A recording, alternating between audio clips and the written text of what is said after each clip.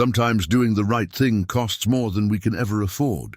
In the Utah canyons, Cole Harland, a broke cowboy barely surviving on horsework and fading hope, spots a mountain lion clinging desperately to a cliff edge. Against all reason, he risks his life to save hers. The moment between them is brief and wild, filled with understanding. Minutes later, he returns to camp and finds everything he owns destroyed. His horse is gone, his water stolen, night falling fast.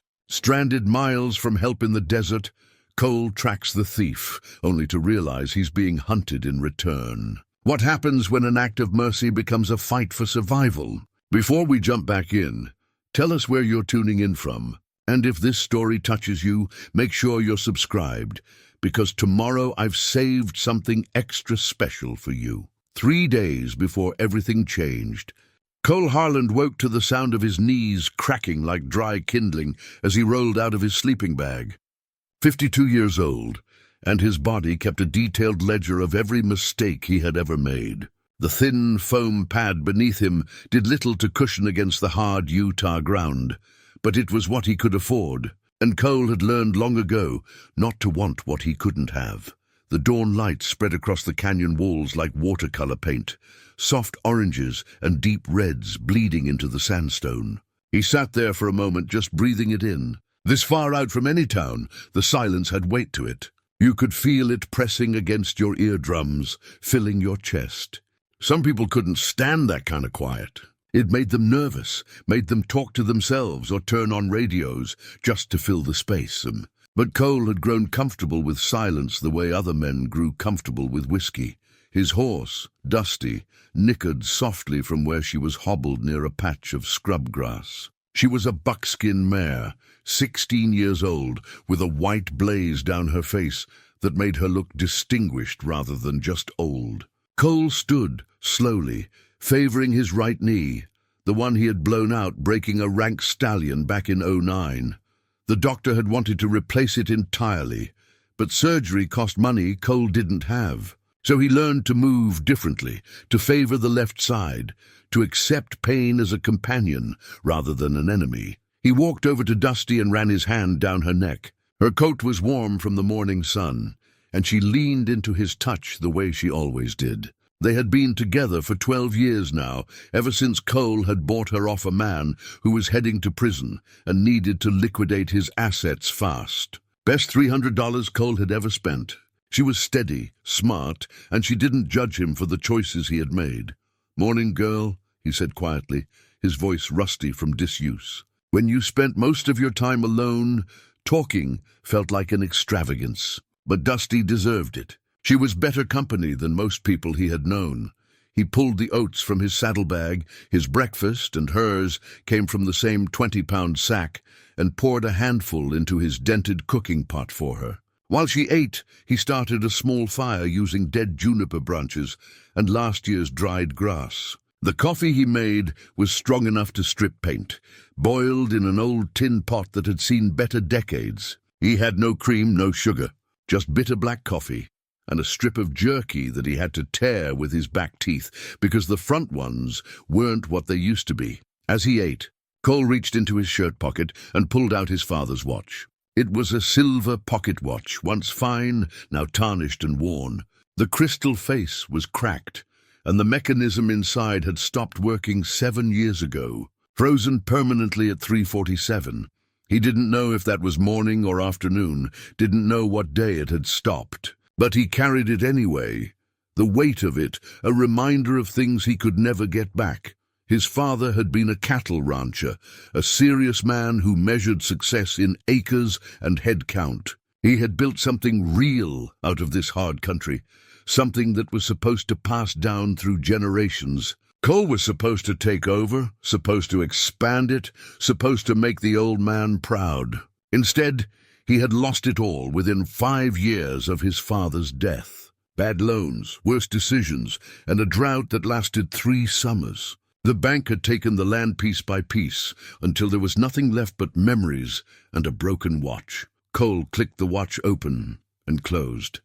A habit now, a prayer to no god in particular. Inside the cover, his father had engraved words, Time's the only thing you can't buy back. At the time, Cole had thought it was about using your hours wisely, about hard work and diligence. Now he understood it meant something different. It meant all the moments you wasted, all the relationships you let slip away, all the words you never said, those were gone forever, and no amount of money or sweat could return them to you. He snapped the watch shut and tucked it back into his pocket, right over his heart. After breakfast, Cole saddled Dusty and checked his gear. He was heading deeper into the canyon today, tracking a young Mustang that had broken away from a wild herd.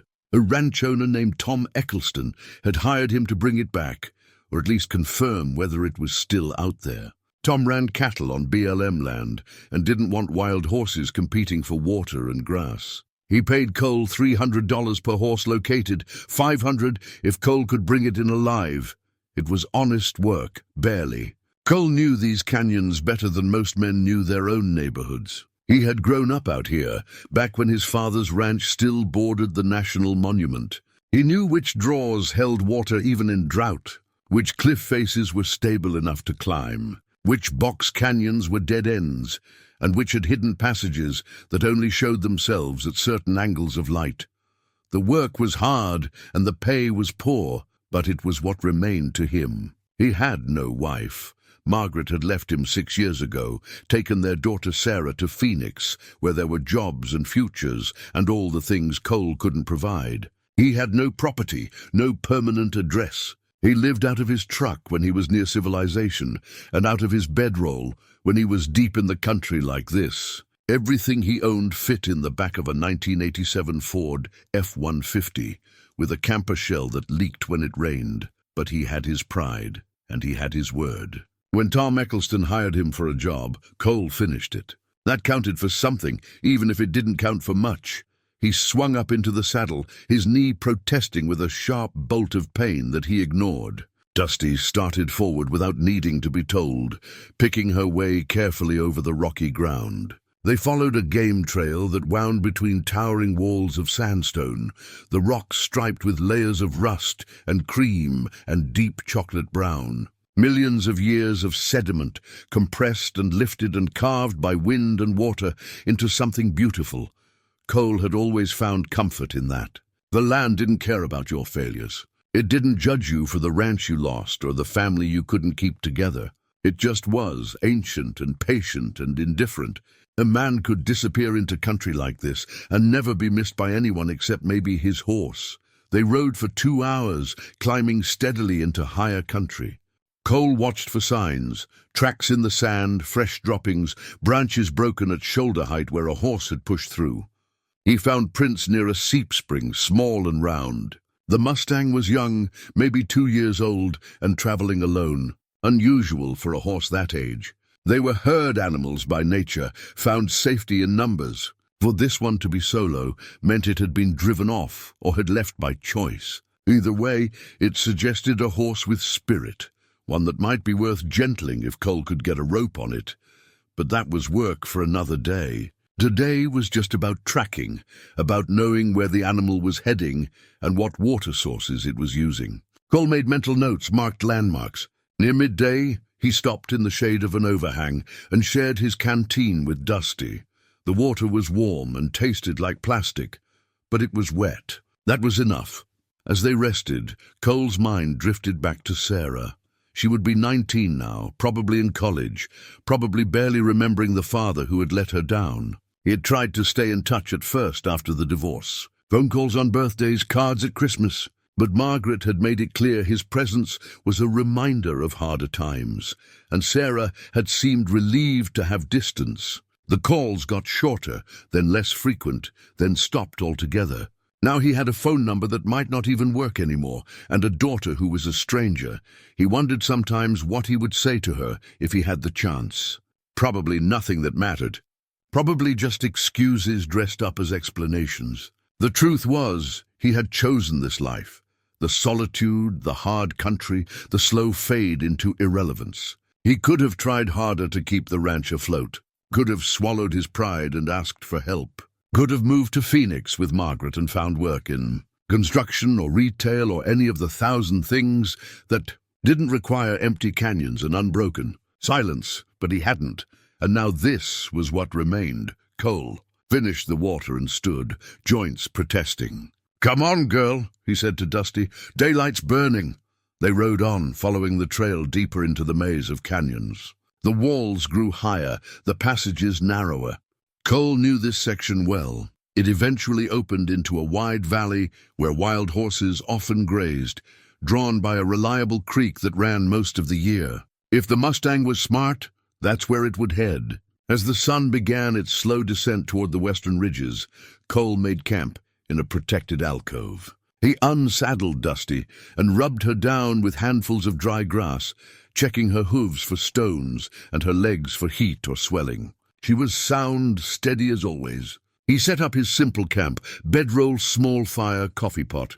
The routine was so familiar it required no thought. That night he sat by the fire and watched sparks spiral up toward the darkening sky. The stars would be brilliant tonight, away from any town lights. He thought about the Mustang out there somewhere, young and alone, learning to survive in hard country. In some ways, they weren't so different. Cole pulled out his father's watch again and held it to the firelight. The hands frozen at 3:47, time itself stopped at some moment he would never know. He wondered if that's what happened to a man's life. It stopped at a certain point, even while the body kept moving forward. Maybe his had stopped the day the bank foreclosed on the ranch. Maybe it had stopped when Margaret loaded Sarah into the car and drove away. Or maybe it stopped earlier, some moment he couldn't even identify. And everything since had just been momentum, a body in motion that couldn't remember how to be still.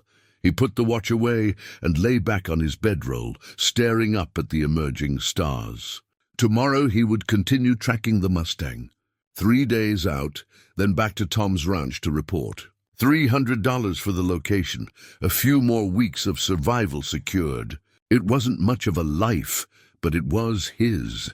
As sleep began to find him, Cole's last conscious thought was simple and true. He was alone out here, and that's exactly how he wanted it. Or at least that's what he told himself. In the morning, he would begin the ride that would change everything. But tonight, he was just another worn-out cowboy under an indifferent sky, carrying a broken watch and a lifetime of regrets, searching for a wild horse that didn't want to be found, some symmetries Cole would later understand aren't accidents. They're the universe's way of preparing you for what comes next. The scream came just after noon, cutting through the canyon silence like a blade through cloth. Cole had been following the Mustang's tracks through a narrow passage when the sound reached him. Not quite human, not quite animal, something raw and desperate that made the hair on his neck stand up. Dusty's ears swiveled forward, then back, uncertain. Cole held still, listening. It came again. Higher pitched this time. Definitely feline. A mountain lion, and from the sound of it in serious trouble. His first instinct was to turn away. Mountain lions were dangerous, unpredictable. A smart man gave them a wide berth and counted himself lucky not to have a closer encounter. But something in the quality of that cry, the desperation, the fear, pulled at him. He had heard trapped animals before, had seen what panic did to wild things. This was that same sound. Against his better judgment, Cole urged Dusty forward. They climbed a steep, tailless slope, the mare picking her way carefully over loose rock. The screaming grew louder, more frantic. As they crested the rise, Cole saw it. The mountain lion was young, maybe 3 years old, clinging to a narrow ledge about 20 feet below the rim of a sandstone cliff. The ledge had crumbled beneath her. Cole could see fresh breaks in the stone, and now she was scrabbling desperately at the rock face, trying to find purchase. Below her was a 70-foot drop onto jagged boulders. Every few seconds, more of the ledge would break away, and she would slip another inch toward empty air. She was magnificent, even in terror. Tawny fur, lean muscle, maybe 120 pounds of predator reduced to prey by bad luck and crumbling stone. As Cole watched, she managed to get her front claws into a crack, but her back legs were dangling in space, scraping uselessly against smooth rock. He should leave. The sensible part of his brain was shouting that message loud and clear. Getting involved with a panicked mountain lion was a good way to get killed. Even if he somehow managed to help, the animal would likely attack him out of fear or instinct. This wasn't his problem. He'd come out here to track a mustang, not play hero for a predator that would eat him given half a chance. But Cole had never been good at walking away from things, even when he should. That's how he had lost his ranch, kept throwing good money after bad, kept believing he could fix what was already broken. That's how he had lost his marriage, stayed stubborn and proud when he should have bent. And now here he was, staring at a dying animal and feeling the same pull to help that had ruined him before. "Damn it," he muttered. Swinging down from the saddle, he tied Dusty to a sturdy juniper and pulled his rope from where it hung coiled on the saddle. 60 feet of braided nylon, worn but strong. He made a large loop and approached the cliff edge carefully, staying low. The lion saw him and snarled, a sound like tearing metal. Her amber eyes were wide with terror and rage. "Easy," Cole said quietly, knowing she couldn't understand but needing to say something. "I'm trying to help, you damn fool cat. Try not to kill me for it." He studied the situation. The ledge was too unstable for him to climb down to her. If he tried, they would both end up on those boulders below. But if he could get the loop over her shoulders, he might be able to haul her up before the rest of the ledge collapsed. It was a terrible plan with about a dozen ways to go wrong, but it was the only plan he had. Cole lay flat on his stomach at the cliff edge and lowered the rope loop. The lion swiped at it with one paw, nearly losing her grip entirely. More stone crumbled away. She had seconds, maybe. "Come on," Cole urged. "Work with me here." He swung the loop gently, trying to position it. The lion's ears were flat against her skull, lips pulled back to show fangs designed to crush bone. She was beautiful and terrible, and absolutely convinced he was another threat. Another piece of the ledge broke free and tumbled into empty space. The lion dropped 6 inches, catching herself with just her front claws now. Her back end swung free, and Cole saw something that made his chest tighten. Her belly was swollen. She was pregnant, maybe close to term. She wasn't just fighting for her own life. That decided it. Cole adjusted the loop and dropped it fast, getting it over her head and one shoulder before she could react. She thrashed, trying to throw it off, but gravity and fear made her movements clumsy. The rope settled around her chest and front leg. "Got you," Cole said, and began to pull. She was heavier than he expected, or maybe he was weaker than he remembered. His shoulders burned, his back screamed protest, and his bad knee felt like someone was driving a spike through it. But he pulled hand over hand, dragging her up inch by inch. She fought him the whole way, snarling and twisting, but the rope held, and Cole didn't stop. When her front paws reached the top edge, she lunged forward with a final burst of strength. Cole rolled away fast as she hit solid ground, expecting her to come at him with claws and teeth. Instead, she just stood there, sides heaving, staring at him with those amber eyes. For 3 heartbeats they looked at each other.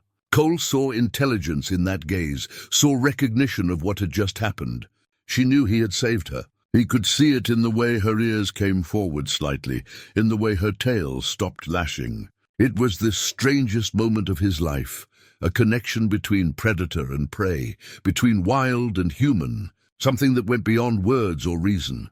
Then she turned and bounded away into the rocks, silent as smoke. Cole lay there gasping, his forearm burning. He looked down and saw 3 parallel scratches where her claws had caught him during the pull.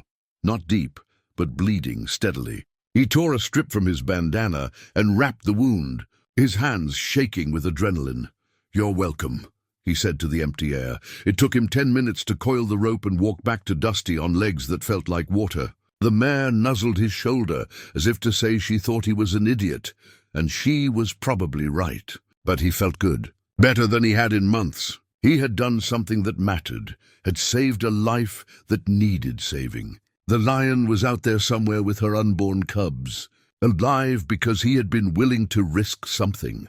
Cole swung into the saddle, wincing at the pain in his knee and shoulder, and turned Dusty back toward camp. He had enough daylight left to make it back, and tomorrow he could continue tracking the Mustang. For now, he just wanted to sit by his fire and reflect on the strangeness of the afternoon.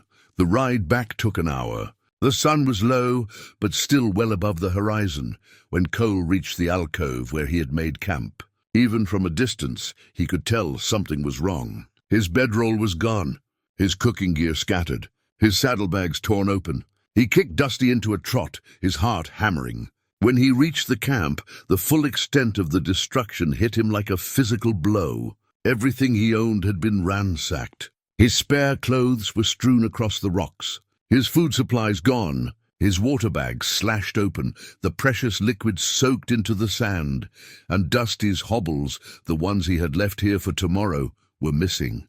But worse, much worse, was the canteen. His primary canteen, the one he carried on the saddle, was still there, but someone had opened it and poured the water out. Every drop. The ground around it was still dark and damp.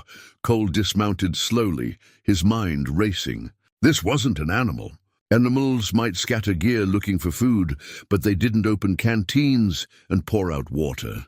This was human, and it was deliberate. He walked the perimeter of the camp, reading the signs. Boot prints clear in the sandy soil. 2 different sets, maybe 3. They had come from the north, searched his camp thoroughly, and left heading southwest.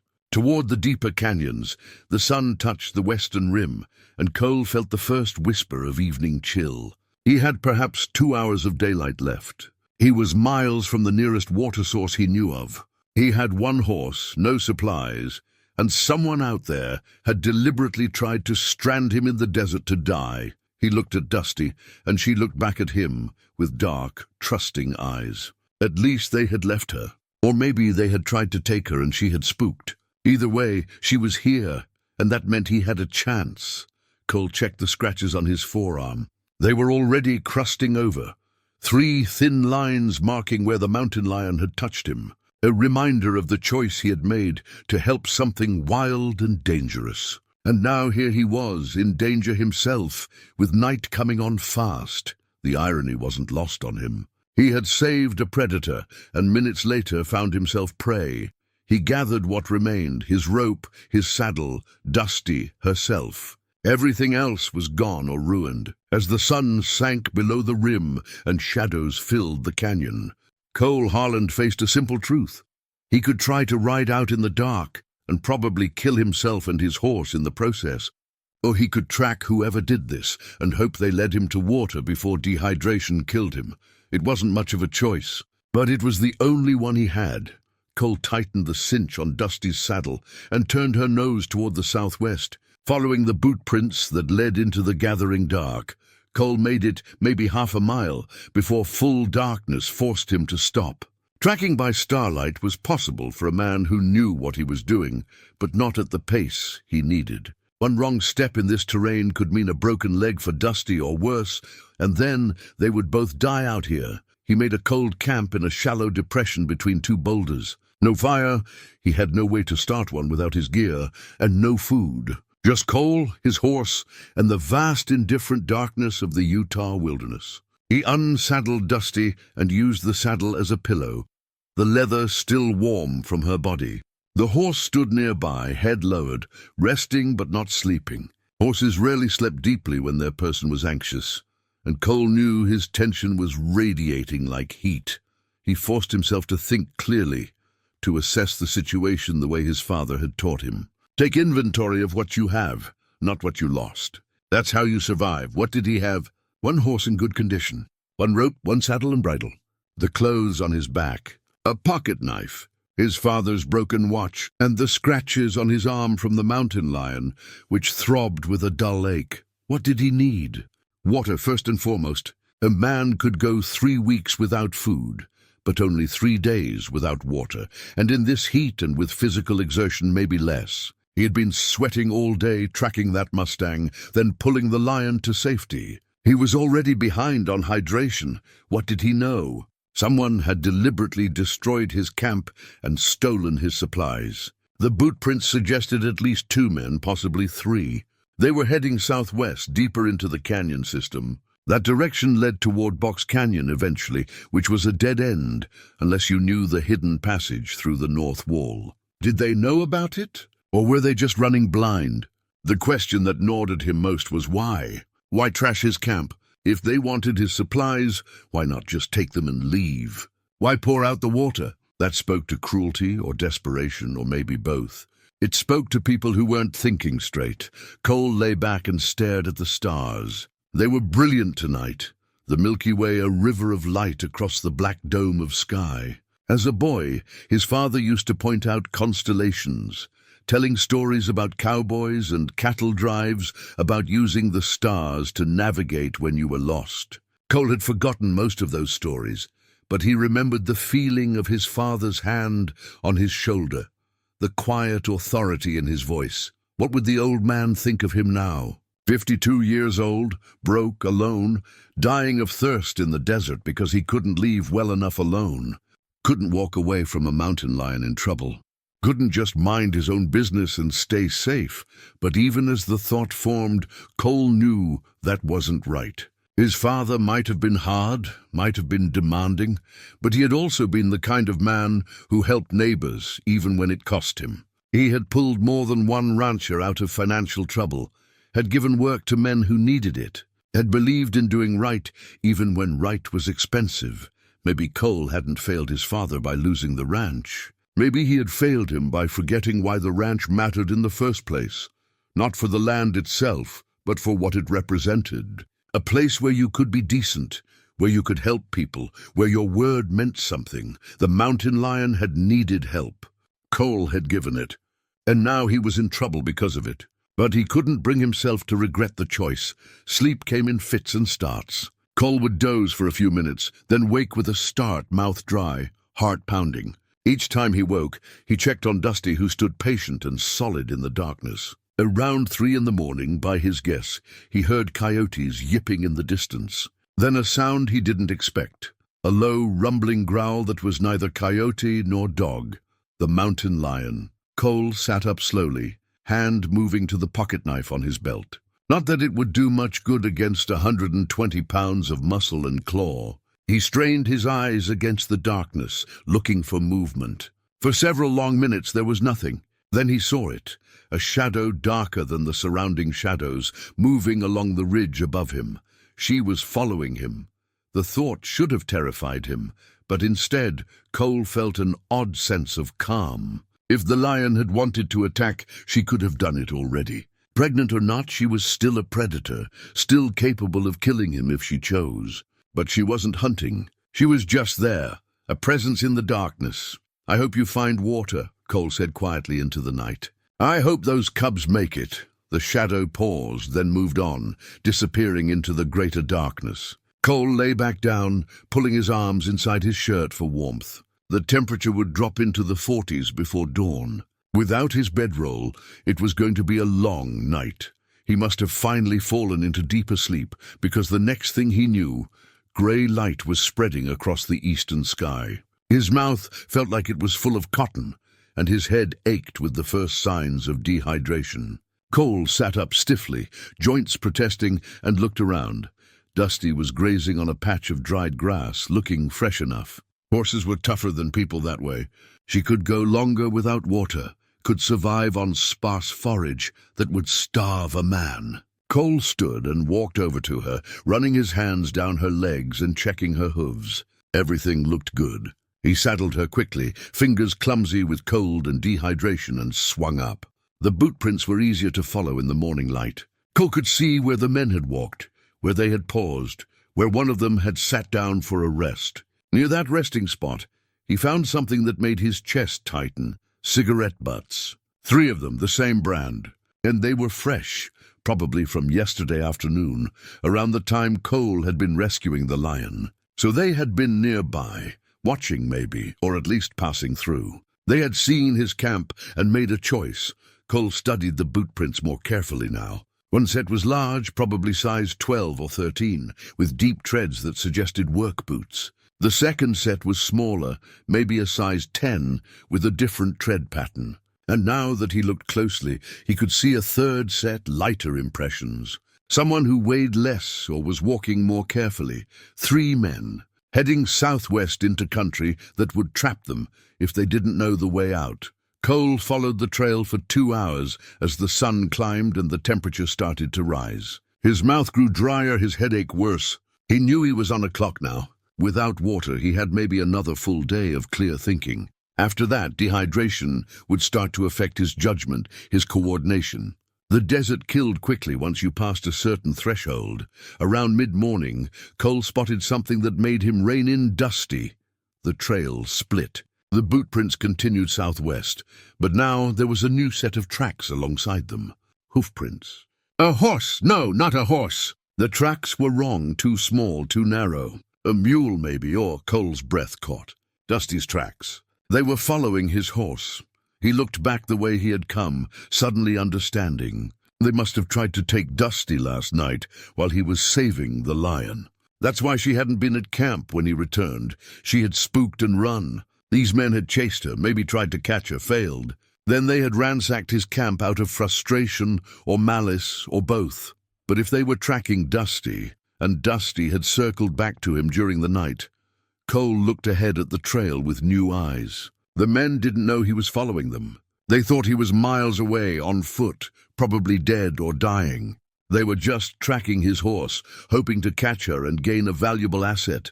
For the first time since finding his camp destroyed, Cole felt something like hope. He wasn't the prey here, or at least, he wasn't only the prey. He urged Dusty forward, following the tracks into deeper country. Somewhere ahead were 3 men who had made a terrible mistake. They had hurt a man who knew these canyons like most people knew their own homes. A man who had nothing left to lose and a good reason to catch up with them. Cole touched the scratches on his forearm, feeling the crusted blood under his fingertips. The mountain lion had marked him, had left her sign. He had saved something wild, and maybe that wildness had touched him in return. He would find these men. He would get his supplies back, or at least get water. And then they would have a conversation about consequences. The sun climbed higher.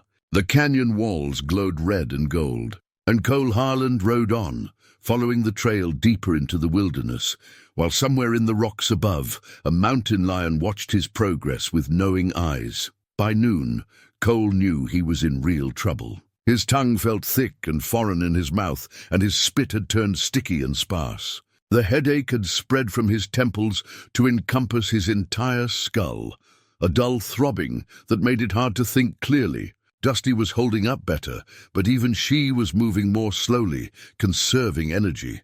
The tracks led through a narrow passage between high walls, then opened into a wider canyon. Cole saw the smoke first, thin and grey, rising from behind a cluster of boulders about half a mile ahead. His heart kicked hard against his ribs. Smoke meant fire, fire meant people, and people meant either help or more danger. He dismounted and led Dusty forward on foot, moving as quietly as the terrain allowed.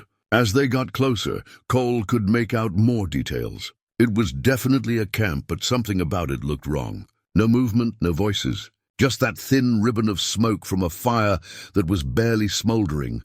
Cole tied Dusty to a juniper and approached on foot, moving from cover to cover. His hand rested on the pocket knife at his belt, though he knew it would be next to useless if things turned violent. When he was close enough to see into the camp, he stopped and studied it carefully. Empty.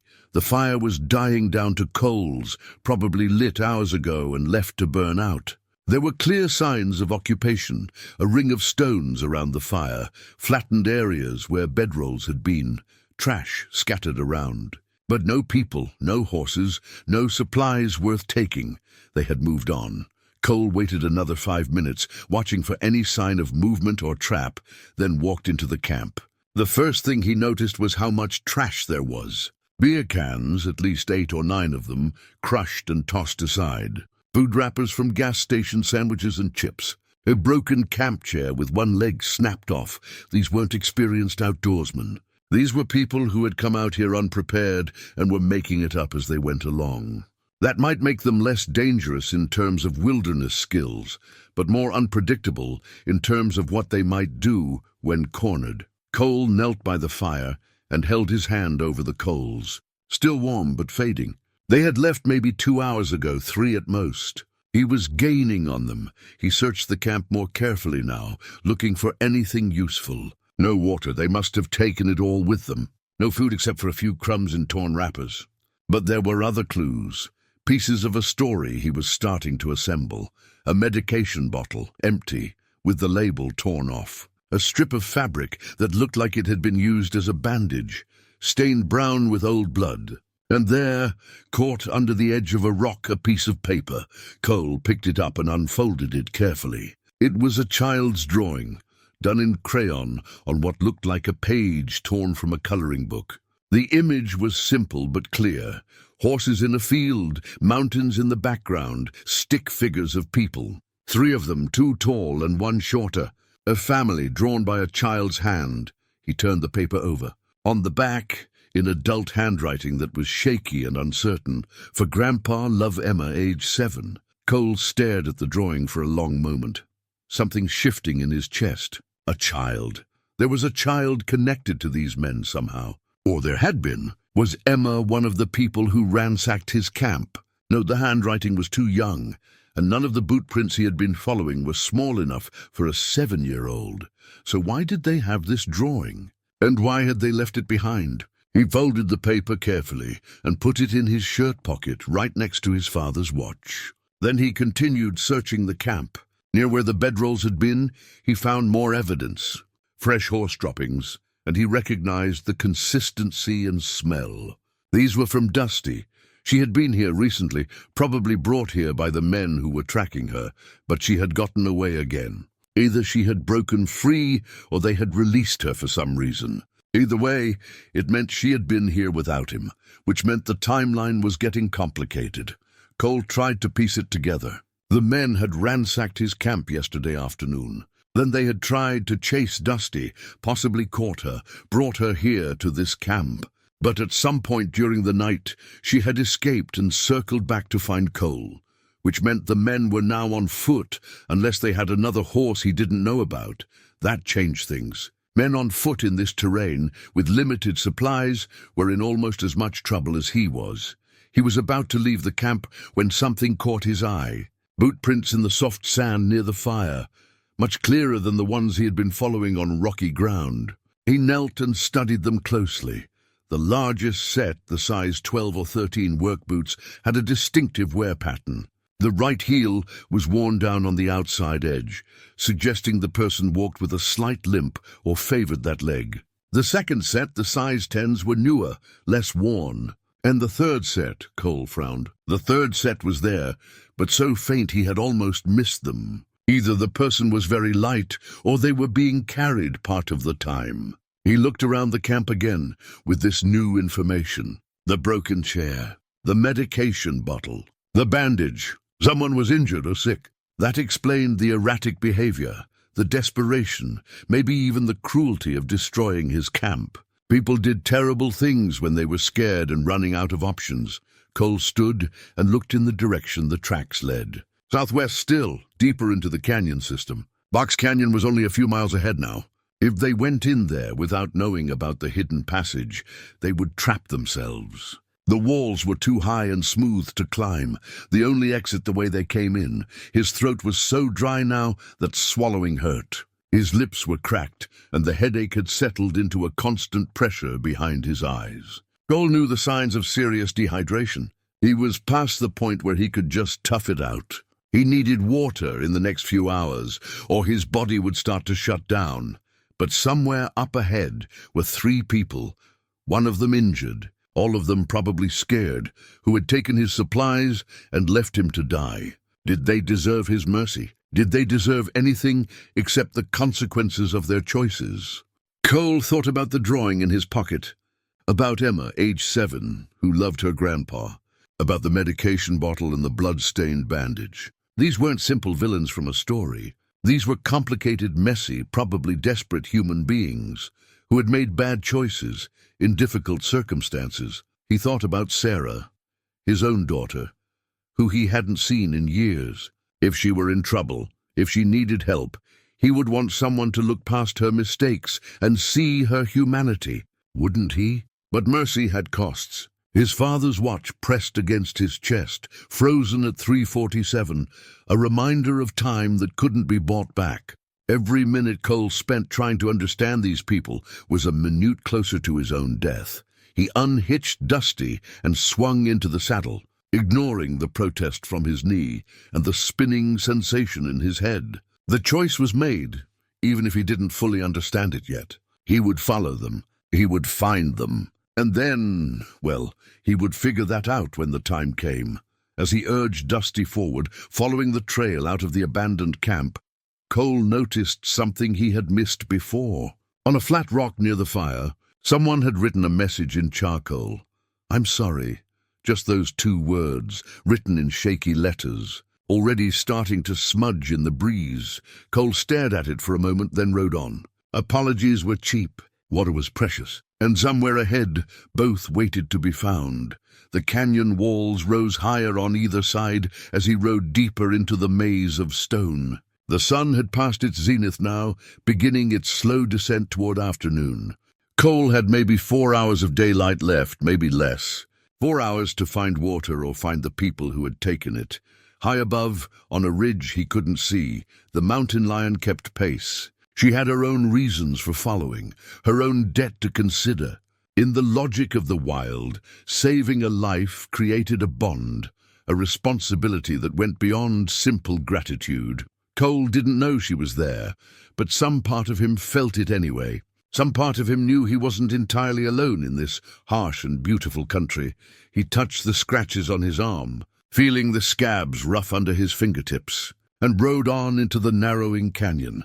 The canyon narrowed even further as Cole pushed deeper into the wilderness. The walls rose so high on either side that the sun only touched the canyon floor for a few hours each day, leaving the bottom in cool shadow even at midday. Under different circumstances, Cole might have appreciated the relief from the heat.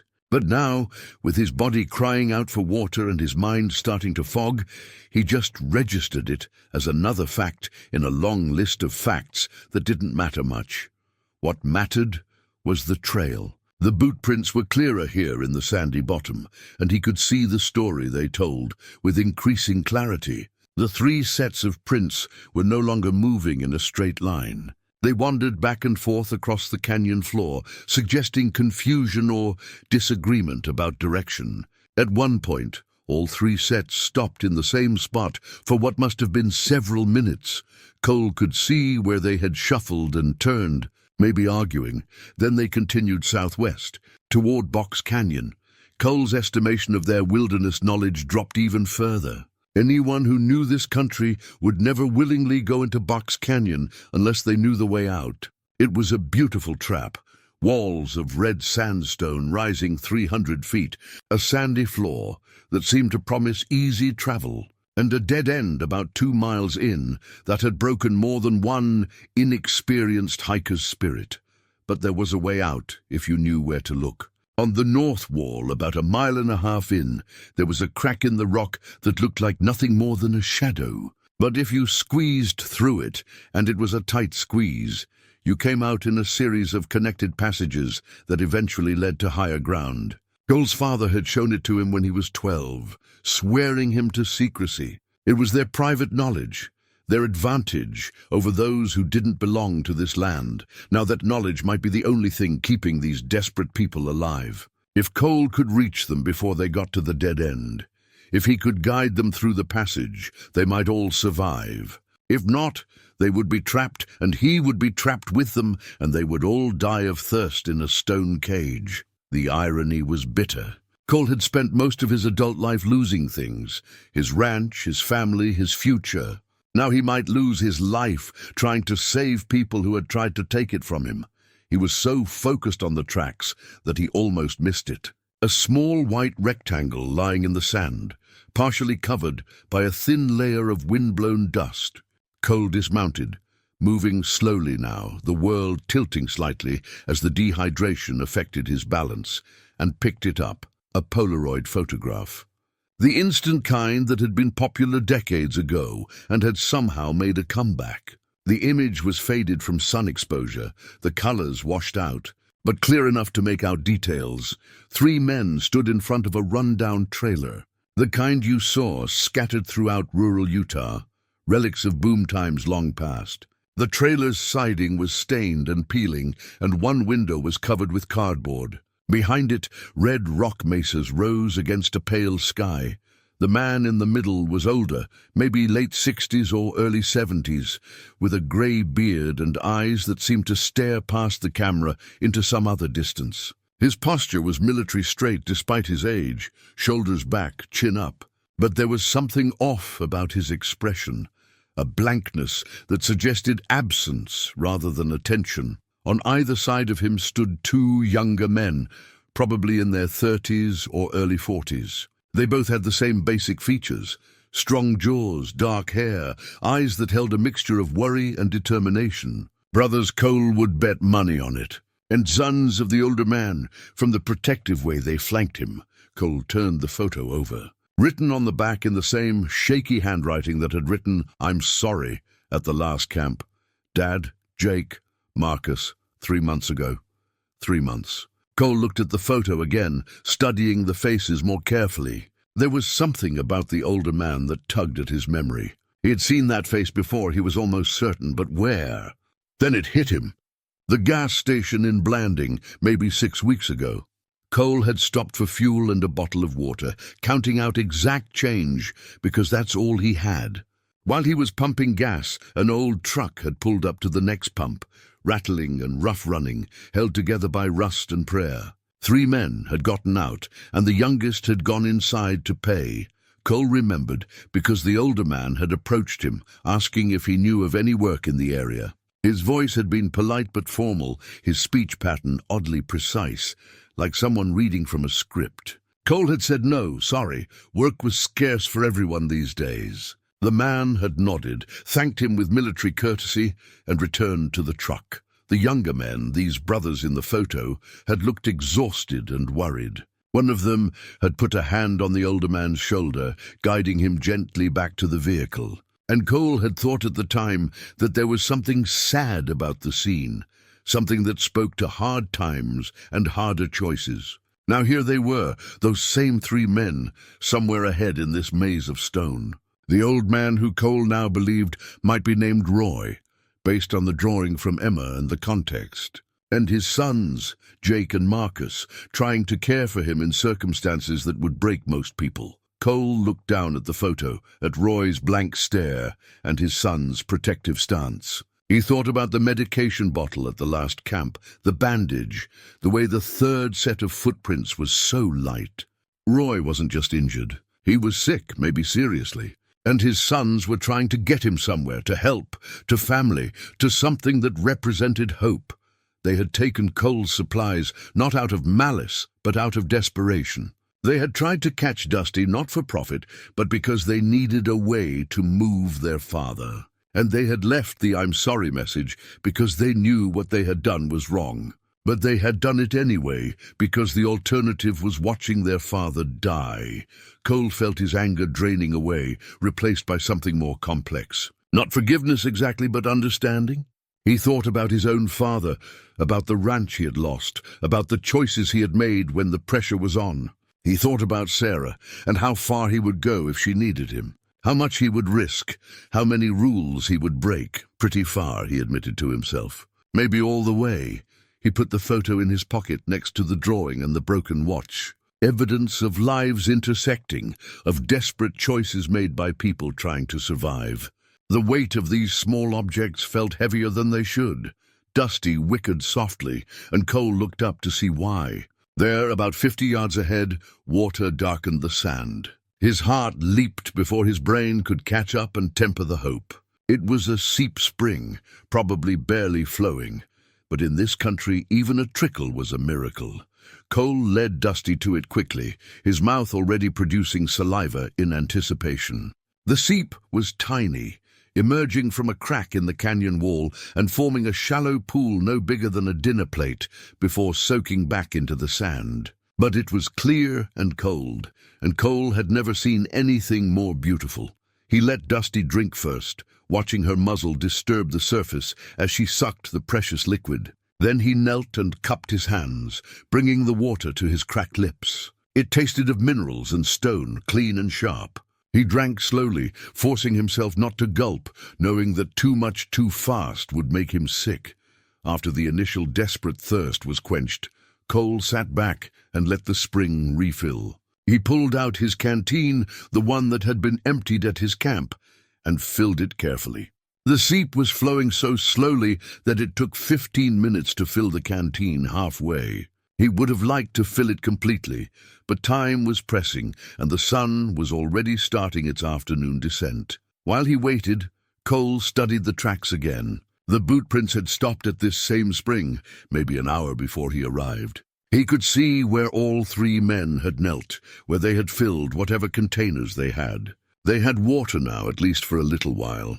That meant they might make it to the dead end of Box Canyon before dying of thirst, and that meant Cole needed to catch them before they trapped themselves. He finished filling the canteen and drank once more, feeling strength return to his limbs and clarity to his thoughts. The headache receded to a dull background throb. He stood, testing his balance, and found it mostly steady. Dusty had wandered a few feet away, grazing on some hardy grass that grew in the seep's overflow. She looked better too, refreshed by the water and the brief rest. Cole was about to call her over when he heard it, a sound that made every muscle in his body freeze. A low rumble, almost a purr, coming from the rocks above. He turned slowly and looked up. The mountain lion sat on a ledge about 20 feet above him, silhouetted against the afternoon sky. She was watching him with those amber eyes, tail swishing slowly. From this angle he could see her swollen belly clearly. She would give birth soon, maybe within days. "I owe you one," Cole said quietly, "for leading me to water if that's what you did." The lion didn't move, didn't react, just watched him with an intensity that felt almost human. Then without warning she stood and padded along the ledge, heading southwest. In the same direction the men had gone.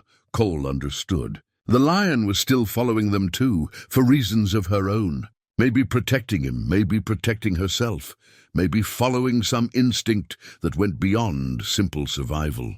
In the wild, debts were paid in strange currencies. He saddled Dusty and swung up, his body protesting less now that it had water again. The trail led on, winding between the high walls toward Box Canyon's entrance. The lion moved ahead of him, visible occasionally on the heights, a tawny shadow guiding him deeper into the stone maze. Cole touched the photo in his pocket and urged Dusty forward. Somewhere ahead were three men trapped by circumstance, carrying their own broken pieces, searching for their own hope.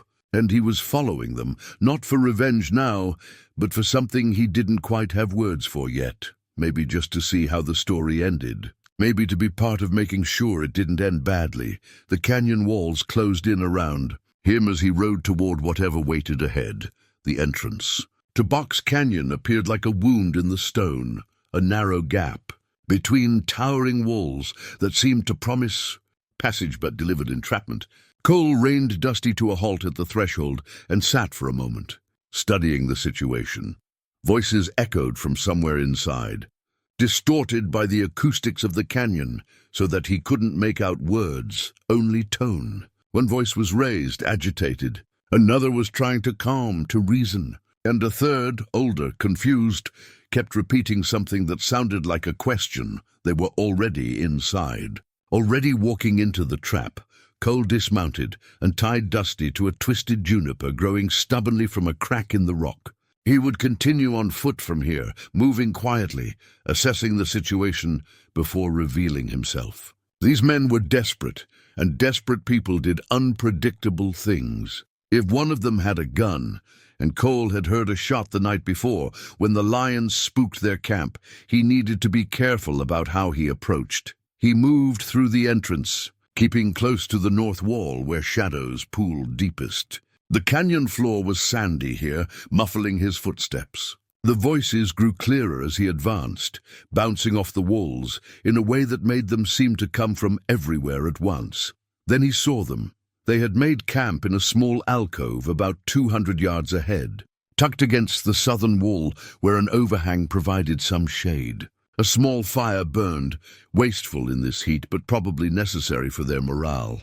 3 figures moved around it, and even from this distance Cole could see the tension in their postures. He found a position behind a fallen boulder that gave him clear line of sight and settled in to watch and listen. The mountain lion's warning rumble had taught him caution. He needed to understand what he was dealing with before making his move. The younger man, Jake, from the photo, was pacing back and forth, running his hands through his hair. His voice carried clearly now.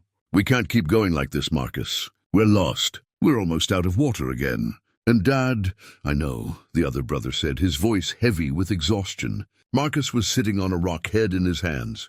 "I know, okay? I know. Then what are we going to do?" Jake's voice cracked with desperation.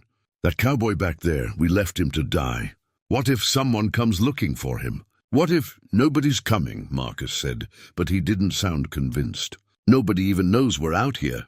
"I know we're out here." This was the third voice, Roy's, high and thin with confusion. "I know we have a mission to complete." The commander said, "Dad, there's no commander," Marcus said gently, standing and moving toward his father. "We talked about this. We're just trying to get you to Salt Lake, remember? To the hospital?" "Hospital?" Roy's voice shifted to suspicion. "Why would I need a hospital? I'm fit for duty.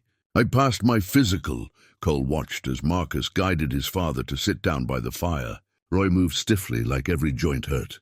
Even from this distance, Cole could see the tremor in the old man's hands. Marcus helped him drink from a canteen, and Roy submitted like a child, docile and trusting. The truck still broke down, Jake said, pacing again. "We're 40 miles from the highway, maybe more. Dad can't walk that far, not in his condition." "Then we need a horse," Marcus said. "That's why we tried to catch the one from that cowboy's camp. If we had a horse, we could what?" Jake spun to face his brother. "Ride into town on a stolen horse with our dying father and hope nobody asks questions. Turn ourselves in and watch Dad spend his last weeks in a jail hospital instead of getting the treatment he needs." Marcus had no answer to that. He just sat back down, shoulders slumped in defeat. Cole shifted position slightly, getting more comfortable. He needed to hear more, to understand the full scope of their situation. As he moved, his boot dislodged a small stone that clattered down the boulder. The sound was small, but in the canyon's acoustics, it might as well have been a gunshot. Jake's head snapped around. "Did you hear that?" "Probably just a rock fall," Marcus said, but he was standing now too, scanning the canyon walls. "Or that mountain lion," Jake said, his hand moving to something at his belt. "The one that came into camp last night. Mountain lions don't follow people," Marcus said, but he didn't sound sure. Roy stood suddenly, his confusion clearing for a moment. "She's not following you," he said, his voice different now, clearer, more present. "She's following him, the one who saved her. She's paying a debt." Both brothers turned to stare at their father. "Dad," Marcus said carefully, "what are you talking about?" "The cowboy," Roy said, and now his eyes were focused, tracking some thought that made sense to him, even if it didn't to his sons. "The one from the canyon. He saved the lion, and now she's protecting him. That's how it works. That's always how it works. You save something, it saves you back." Jake and Marcus exchanged worried glances. This was a new kind of confusion, more detailed than Roy's usual vague ramblings. It scared them more than the blank stares did. Cole made a decision. He had learned what he needed to know. These weren't criminals. They were a family in crisis, making bad choices because all their choices were bad. It was time to reveal himself, to offer help instead of seeking revenge. But he would do it carefully, giving them time to adjust to his presence. He was about to stand when Roy spoke again, his voice dropping to something quieter, sadder. "I'm dying," he said simply. "The doctors told me. 6 months, maybe a year. But these boys—" He gestured to Jake and Marcus with a shaking hand. "They won't give up. They keep fighting for me when they should be letting me go." "Dad, don't," Marcus said, his voice breaking. "Don't talk like that. Why not?" Roy asked, and there was a lucidity in his face that was almost painful to watch. "It's the truth.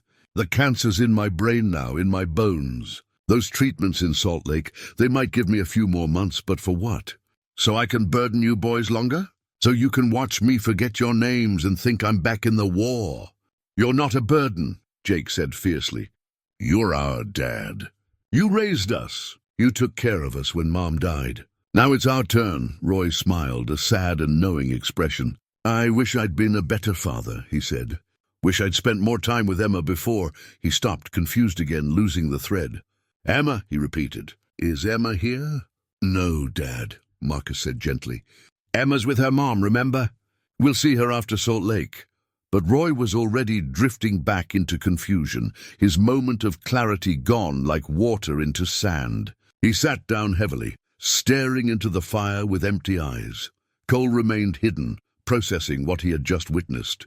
Emma was real, a granddaughter belonging to one of the sons. The drawing in his pocket suddenly made more sense. A child who loved her grandfather, who didn't understand why he was sick, who drew pictures of better times.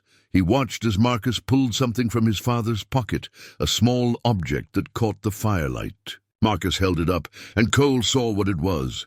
A medal hanging from a faded ribbon. But not a real medal. Cole had seen enough of them to know the difference. This was a replica, the kind sold in military surplus stores. Cheap metal painted to look like gold. "He bought this last month," Marcus said quietly to Jake. "Thought it was his actual Medal of Honor. The real one's been gone for years. Sold it to pay for Mom's funeral. But he doesn't remember that. He carries this fake one everywhere, thinks it means he's still the man he used to be." Jake turned away, but not before Cole saw the glisten of tears on his face. "This isn't fair," he said. "None of this is fair." "No," Marcus agreed. "It's not." They sat in silence for a while, the three of them trapped in Box Canyon by geography and circumstance, each carrying his own burden of love and loss and desperation. Cole felt his own throat tighten, thinking about his father, about Sarah, about all the ways life could break you down and demand you keep going anyway. He thought about the mountain lion, pregnant and alone, clinging to a crumbling cliff, about the choice he had made to help her, even when it would have been safer to walk away, about the cost of that choice and the strange redemption that followed. Maybe this was another choice point, another moment where he could walk away or step forward. The safe thing would be to leave these men to their fate, to report them when he got back to civilization, to let justice and consequences run their natural course. But Cole thought about Roy's moment of clarity, about the Medal of Honor replica, about the way both brothers looked at their father with such desperate love. He thought about second chances, and the time you couldn't buy back, and the debts we owe to each other, simply by virtue of being human. The sun was dropping toward the canyon rim now, painting the walls in shades of amber and gold. They had maybe 2 hours of daylight left. 2 hours to make it through the hidden passage, or be trapped here for the night. Cole stood slowly, making no attempt at stealth now. He stepped out from behind the boulder and walked toward the camp, hands visible and empty. All three men turned to look at him, Jake's hand moving to the gun at his belt, Marcus standing protectively in front of his father. "Easy," Cole said, his voice carrying clearly in the still air. "I'm not here to hurt anybody." Jake pulled the gun, an old revolver that looked like it might jam as easily as fire. "Stay back," he said, but his hand was shaking. "We don't want trouble." "Then you shouldn't have destroyed my camp and stolen my water," Cole said evenly. "But I'm not here for revenge. I'm here because you're heading for a dead end, and if you keep going the way you're going, all three of you will die in this canyon." Roy looked at Cole with sudden recognition. "You," he said. "You're the one who saved the lion." Cole nodded slowly. "I did. And now I'm going to save you three if you'll let me." The gun wavered in Jake's hand. Marcus looked at Cole with an expression caught between hope and suspicion. And Roy smiled like a man who had just figured out the answer to a puzzle that had been bothering him for a long time. "The debt," Roy said softly. "You're paying the debt." "Maybe," Cole said. "Or maybe I'm just tired of people dying in these canyons when they don't have to." He took another step forward, and Jake didn't stop him. The first thread of connection had been made. The rest would be harder, but it was a start, high on the canyon rim. The mountain lion watched the scene below with patient eyes, waiting to see what these strange creatures would do next. The gun stayed trained on Cole for another 30 seconds before Jake's arm began to shake so badly he had to lower it. Marcus stepped forward, positioning himself between Cole and his father, protective but not aggressive. "Why would you help us?" Marcus asked, his voice rough with exhaustion and suspicion. After what we did to you. Cole walked slowly to the fire and lowered himself to sit on a flat rock, moving deliberately so as not to spook anyone. His knee protested, but he ignored it. Because I've been watching you for the better part of a day, he said. And I know desperation when I see it. I know what it looks like when good people run out of choices. You don't know anything about us, Jake said, but there was no heat in it, just weariness. I know you're trying to get your father to Salt Lake, Cole said, looking at Roy, who was watching him with those distant, confused eyes. I know he's sick. I know you're scared. And I know that if you keep heading southwest, you'll hit a wall you can't climb and won't be able to get back out before your water runs out. Marcus and Jake exchanged glances. The truth of what Cole was saying settled over them like dust. There's a way out, Cole continued. A passage through the north wall, about half a mile back from the dead end. But it's hidden, and you'll never find it without help. I can show you. Get you through to higher ground. Get you pointed toward the highway. Why? Marcus asked again. Why would you do that? Cole was quiet for a moment, thinking about how to answer. Because I saved a mountain lion yesterday, he finally said. Pulled her off a cliff where she was about to die. And it cost me my supplies, my water, almost cost me my life. I could have walked away, should have walked away, but I didn't. He pulled out the drawing from his pocket and handed it to Marcus. Found this at your camp. From Emma. Marcus took it with shaking hands, staring at his daughter's artwork. She made this for Dad, he said quietly. Wanted him to have it during treatment. Then let me help you get him there, Cole said. Roy had been watching this exchange with varying degrees of attention, drifting in and out. Now he spoke, his voice startlingly clear. You should know what you're signing up for, he said to Cole. These boys will tell you I'm worth saving, but the truth is more complicated than that. Dad, please, Jake said. But Roy waved him off. No, they need to hear it. He needs to hear it. Roy leaned forward, his eyes focusing with effort. I have glioblastoma, he said, the medical term coming out perfectly pronounced despite his other confusions. Brain cancer stage 4. The doctors gave me 6 months, maybe 8. That was 4 months ago. Cole listened without interrupting, watching Roy fight to maintain clarity. The cancer's eating my memories, Roy continued. Some days I think I'm back in Vietnam. Some days I think my wife is still alive. Some days I don't know my own son's names. But there's a trial in Salt Lake, experimental treatment. Might give me another year, might give me clarity for whatever time I have left. But it costs money we don't have, Dad, Marcus said quietly. We're going to find a way. We're broke, Roy interrupted, still focused on Cole. Flat broke. Medical bills took everything. Jake lost his construction job because he kept taking time off to care for me. Marcus's wife left him because this whole situation was too much. And here we are, 3 grown men running through the desert, trying to steal horses and outrun consequences. Roy reached into his jacket pocket and pulled out a worn piece of cardstock. He handed it to Cole. That's what this is all about. Cole took it and read. It was an appointment card from the VA hospital in Salt Lake City. The date printed on it was 3 days from now. The same day Cole's rent was due at the storage unit, where he kept what little remained of his life. 2 men, 2 deadlines, both running out of time. The trial only accepts patients every 6 months, Marcus explained. If Dad misses this appointment, the next opening isn't until spring. He won't make it to spring. Cole turned the card over, seeing notes written in medical shorthand, seeing the word urgent stamped in red. He handed it back to Roy, understanding now the full weight of what these men were carrying. Our truck broke down 40 miles from here, Jake said, taking up the story. Transmission went. We tried to get help, but nobody stops for broke Indians in the middle of nowhere. We had maybe 2 days of supplies, no way to get Dad where he needed to go. Then we saw your camp, Marcus said, guilt heavy in his voice. Saw you had a horse, supplies, water. And Dad was having one of his episodes, insisting we needed to complete a mission. In his mind, we were supposed to requisition supplies for the unit. So we did. We tried to catch your horse first, Jake added. Thought if we could just borrow her, get Dad to the highway, we'd find a way to return her. But she spooked, ran off. We got frustrated, desperate. Destroyed your camp out of anger at ourselves more than you. Cole absorbed this, fitting the pieces together. The cruelty he had attributed to them was really just panic and self-loathing. They had struck out at his possessions because they couldn't strike out at the unfairness of their situation. Then, last night, that mountain lion came into our camp, Marcus said. She just appeared out of the darkness, and Dad— He paused, glancing at his father. Dad said something strange. He said the lion was looking for someone. Said she was protecting someone who had saved her. We thought he was just confused again. But this morning, Jake continued, we found your tracks. Found where you'd been following us. And we realized you're him, Roy said, his clarity still holding.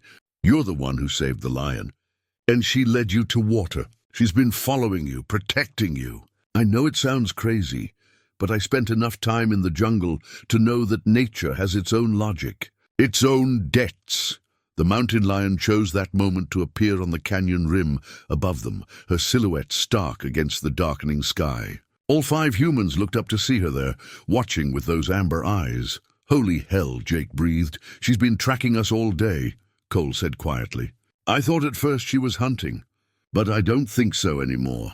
I think— He paused, unsure how to articulate what he felt. I think she's making sure I'm okay. Making sure we all make it through. Roy nodded as if this made perfect sense. In Vietnam there was a dog, he said, his voice drifting toward memory. Saved our squad from an ambush. Barked to warn us. Took a bullet meant for me. We buried him with full honors. Treated him like one of us. Because he was. Loyalty doesn't know species. Marcus was staring at the mountain lion with something like wonder. She's pregnant, he said, noticing what Cole had seen from the beginning. Due to give birth soon, Cole confirmed. That's why she was on that ledge, probably looking for a den site. Why the fall would have killed not just her, but her cubs too. The weight of that settled over the group. Cole had saved not one life but several, and now those lives were somehow bound to his, following him through the desert, witnessing this strange convergence of desperate people. We show you more than we can ever repay, Marcus said finally, looking back at Cole. The camp, the water. You owe me nothing, Cole said, surprising himself with the truth of it. You made bad choices for good reasons. I've done the same more times than I can count. Lost my ranch doing it. Lost my family? He pulled out his father's watch and looked at it, frozen at 3:47. Time that couldn't be bought back. My daughter will be 19 soon, he said. Haven't talked to her in 3 years. Too proud to call, too ashamed of what I'd become. I know about running out of time. I know about desperate choices. Jake sat down heavily, the gun forgotten now. So what do we do? He asked. Even if you get us out of this canyon, we're still 40 miles from the highway. Dad still can't walk that far. We still have no money for the treatment. One problem at a time, Cole said. First, we get out of this canyon. I can guide you through the passage, get you to higher ground. From there, we can see more options. But the trial, Marcus started, is in 3 days, Cole finished. I know. Same day I need to pay my storage rent or lose the last of what I own. We're both running on borrowed time. But time moves forward whether we use it well or waste it. Might as well use it. Roy was watching Cole with an expression that was hard to read. You're like me, he said softly. Trying to make up for things. Trying to find redemption in the desert, maybe, Cole admitted. Or maybe I just got tired of walking away from people who need help. A sound echoed from the canyon entrance. A low rumble that might have been distant thunder but wasn't. Cole recognized it immediately. A helicopter. Someone was looking for them. That'll be the search party, Cole said, standing. Ranch owner I work for probably reported me missing. They'll have spotted my truck at the trailhead. Jake's face went pale. If they find us, if they know we took your supplies, then you'll face consequences, Cole said. Probably theft charges, possibly assault. With your father's condition, the judge might show mercy, or might not. He paused, letting them understand the stakes. Or what? Marcus asked. Cole made a decision that would change all their lives. Or we tell them a different story. We tell them you found me after I got stranded, that we helped each other survive, that we're all trying to get your father to Salt Lake, and we need their help to do it. You'd lie for us? Jake asked, disbelief clear in his voice. I'd tell a version of the truth, Cole corrected. The version where desperate men made mistakes, but tried to make them right. The version where we all deserve a second chance. He pulled out the Polaroid photograph and handed it to Marcus. Your father's a veteran, decorated. He served his country, and his country owes him one more chance at treatment. I'll vouch for that. I'll use whatever goodwill I have left to make sure he gets to that appointment. Marcus took the photo with shaking hands, tears streaming down his face now. Jake was crying too, not trying to hide it anymore. And Roy was watching Cole with perfect clarity, his eyes sharp and knowing. Thank you, Roy said simply. For the lion, for us. For believing we're worth saving, even when we don't believe it ourselves. The helicopter sound was getting louder. Cole walked to the center of the camp and prepared to wave them down, to begin the next chapter of this strange story. As he raised his arms, the mountain lion on the rim above let out a long, echoing cry, not a scream this time, but something else. An acknowledgement, a farewell, a blessing. Then she was gone, disappearing into the rocks to find her den and prepare for new life. Cole stood in Box Canyon with 3 strangers who felt less strange by the minute, waiting for rescue that would complicate everything but might, just might, save what needed saving. The helicopter crested the rim, and a new kind of struggle began. The helicopter was a Bell 206, the kind used for search and rescue throughout the Southwest.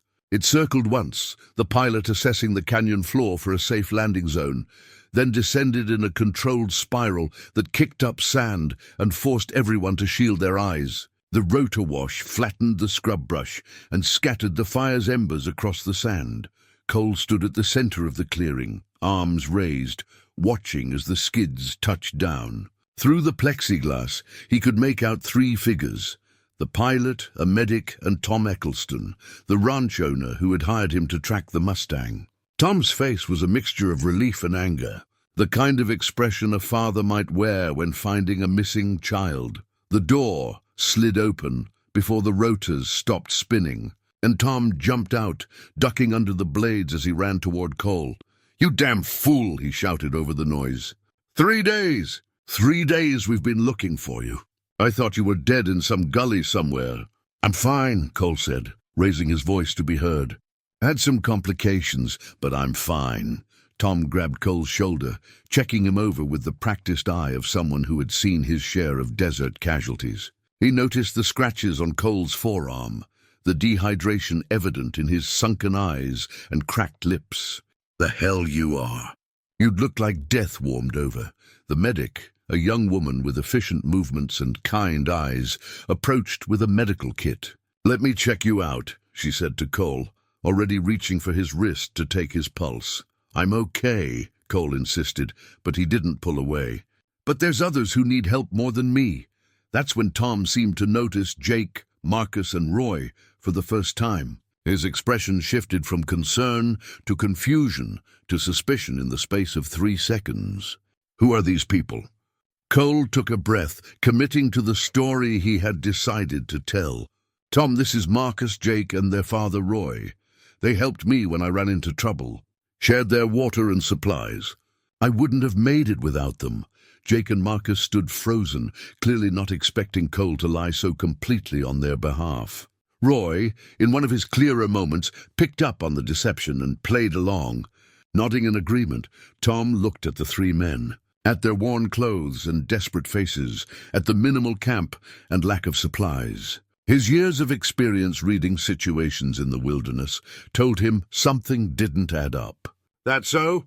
he said slowly. "It is," Cole said, meeting Tom's eyes directly. "These men are trying to get Roy to the VA hospital in Salt Lake. Their truck broke down 40 miles from here. They've been on foot for 2 days. The medic had moved to Roy now, concerned by his pallor and the tremor in his hands. "Sir, can you tell me what medications you're taking?" she asked gently. Roy looked at her blankly for a moment, then at his sons. Marcus pulled out the empty medication bottle from his pocket and handed it to the medic. "He's got glioblastoma," Marcus said quietly. "Stage 4. He needs to get to Salt Lake by Wednesday for a treatment trial." If he misses the appointment, I understand, the medic said, her professionalism softening with empathy. She looked at the bottle, then at Roy, then at her pilot. We need to transport him immediately. He's severely dehydrated and possibly in early stages of hepatic encephalopathy from missed medications. Tom was still studying the scene, his mind working. He walked over to where Cole's destroyed camp would have been. He knew this canyon, knew where Cole would have made camp. He looked at the ground, seeing the signs of what had really happened, piecing together the truth that Cole was trying to bury. Cole followed him, speaking low so only Tom could hear. I know what you're thinking. Do you? Tom asked, not looking at him. Because what I'm thinking is that these men ransacked your camp, left you to die, and now you're covering for them. What I'm thinking is you've lost your mind from heat exposure. Maybe, Cole admitted. Or maybe I understand something about desperate choices that I didn't before. Roy's a decorated veteran, Tom. Medal of Honor recipient. Served 3 tours in Vietnam. He's dying, and his sons are trying to give him one more chance. They made mistakes, but they're not bad people. Tom turned to face him. Medal of Honor? Cole nodded toward Roy. Ask him about it. When he's lucid, he'll tell you. Tom walked back to the group, where the medic was setting up an IV line for Roy. You served? Tom asked the old man directly. Roy looked up, and something in his eyes sharpened. 1st Cavalry Division, he said, his voice taking on the formal tone of someone reciting from memory. 3 tours, 68 to 71. Reconnaissance mostly. Earned the Medal of Honor in 70 during the Battle of Hue. Saved 6 men from a burning APC under enemy fire. The details were too specific, too precise to be fabrication, even accounting for Roy's confusion. Tom, who had served himself in the First Gulf War, recognized the truth when he heard it. His expression shifted. The Medal of Honor, Tom said quietly. That's the highest honor this country gives. Sold it to pay for my wife's funeral, Roy said matter-of-factly. Cancer took her 10 years ago. Now it's taking me. But these boys, he gestured to Jake and Marcus, they won't give up on me. Keep fighting even when I tell them to let me go. Tom looked at Jake and Marcus, saw the exhaustion and love and desperation in their faces. He looked at Cole, who stood waiting for judgment. And he looked at the medic, who was shaking her head at Roy's vital signs. How far to the nearest hospital? Tom asked the pilot. Grand Junction is closest, the pilot called back. About 40 minutes flight time. No, Marcus said urgently. He needs to get to Salt Lake, to the VA hospital. He has an appointment Wednesday. He won't make it to Wednesday if we don't get fluids and medications in him now, the medic said firmly. Grand Junction first, stabilize him. Then we can arrange transport to Salt Lake. Jake looked like he might argue, but Roy reached out and took his hand. Listen to her, son, he said quietly. I'm not afraid of doctors. The medic looked at Tom, waiting for a decision. Tom looked at Cole one more time. A long, measuring look that held years of working together, of trust built in hard country. Then he nodded. Take all 4 of them to Grand Junction, Tom said. I'll cover the flight costs. Tom, you don't have to, Cole started. Shut up, Cole, Tom said, not unkindly. You're dehydrated and probably hypothermic from last night. You need medical attention, whether you admit it or not. And these men, he looked at Jake and Marcus, they need help too. We'll sort out the details later. The relief on Marcus and Jake's faces was almost painful to see. Thank you, Marcus said, his voice breaking. Thank you so much. Don't thank me yet, Tom said. We still need to get your father stable and figure out how to get him to Salt Lake in time. And there's the matter of your truck and how you ended up way out here in the first place. He paused meaningfully. But first things first. The pilot and medic worked together to get Roy loaded onto a stretcher and into the helicopter. The space was tight, designed for 1 or 2 patients, not 4 passengers. They would have to make 2 trips. Roy and Marcus go first, the medic decided. Marcus can provide medical history. We'll come back for Jake and Cole. I'll stay with Jake, Cole said. Make sure he's okay until you get back. Tom nodded. I'll stay too. We need to talk anyway. As the helicopter lifted off with Roy and Marcus aboard, the rotor wash creating a small dust storm, Cole and Jake and Tom stood watching it grow smaller against the vast sky. When the sound faded, an uncomfortable silence settled over the canyon. Jake was the first to speak. "You didn't have to do that," he said to Cole. "Lie for us. Risk your reputation." "No," Cole agreed. "I didn't have to, but I chose to. Same way you chose to help your father, even when it cost you everything else." Tom picked up a piece of charcoal from the scattered fire and studied it. Then he looked at the ground where Cole's camp had been, at the clear evidence of what had really happened. "You want to tell me the truth?" he asked quietly. Cole and Jake exchanged glances. Finally, Cole nodded. "They destroyed my camp, took my supplies, left me without water. I tracked them, planning to get my gear back. Then I found out why they did it, and I couldn't—" He paused, searching for words. "I couldn't be another person who looked at their situation and saw criminals instead of human beings. They could have killed you," Tom said. "Left you to die of thirst." "They could have," Cole admitted. "But they didn't. And when I found them, they weren't proud of what they'd done. They were ashamed, desperate, and trying to save someone they loved. I've made worse choices for less noble reasons." Tom was quiet for a long time, thinking. Then he walked over to Jake, who stood tense and uncertain. "Your father really a Medal of Honor recipient?" "Yes, sir," Jake said. "Got the citation at home. Well, at what used to be home.